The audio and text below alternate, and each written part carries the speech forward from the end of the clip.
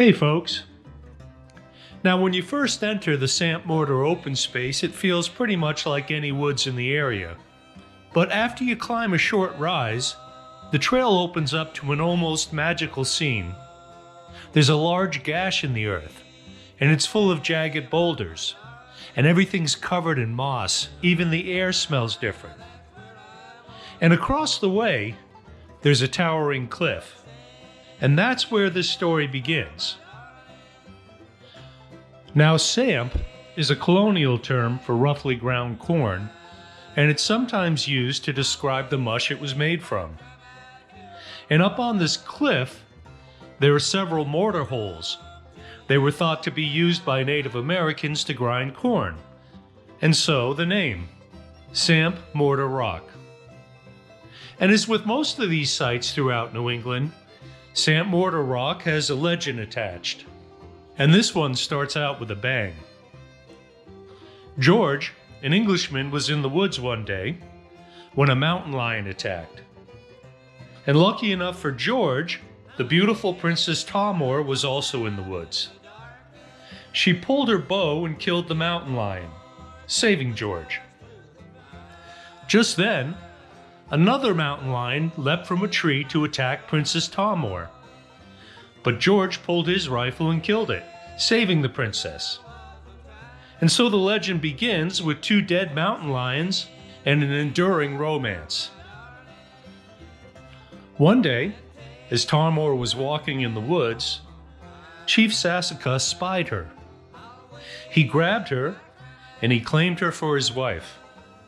But of course, Princess Tahmore rejected Sassacus and professed her love for the Englishman George. Then one day, Princess Tahmore was on the cliff grinding corn. Chief Sassacus cornered her, and with nowhere to turn, the princess jumped. She landed in the soft leaves below and fled.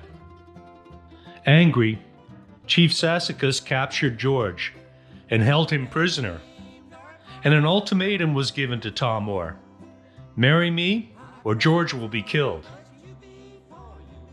Well, Princess Tahmore ran to the English army, and she begged them for help. She then led the troops into the swamp where Chief Sassacus and his people were hiding, and the English army defeated Sassacus and his tribe. George was freed, and George and Princess Tahmore lived happily ever after. This story first appeared in a local newspaper in 1869, and of course, it's completely made up. But it's a pretty good tale, and it's still told today. And there's plenty of reasons why this legend has lasted so long. Now, of course, there was no Princess Tahmore here, and there was no George. But Chief Sassacus was very much a real man. He was the Grand Sachem of the Pequot tribe, and he was here in Fairfield. During the Pequot War, his village in Mystic, Connecticut had been attacked by English troops. Men, women, and children were slaughtered. Sassacus and a band of followers escaped and fled to Fairfield, where they hid in the swamps nearby. And here, once again in 1637, the English attacked, effectively wiping out the Pequot nation, just like as it was told in the legend. This became known as the Great Swamp Fight, and there are two monuments nearby to commemorate it. But there's more. The rock shelters and caves throughout Samp Mortar showed traces of native occupation. Pottery and stone tools were found here many years ago.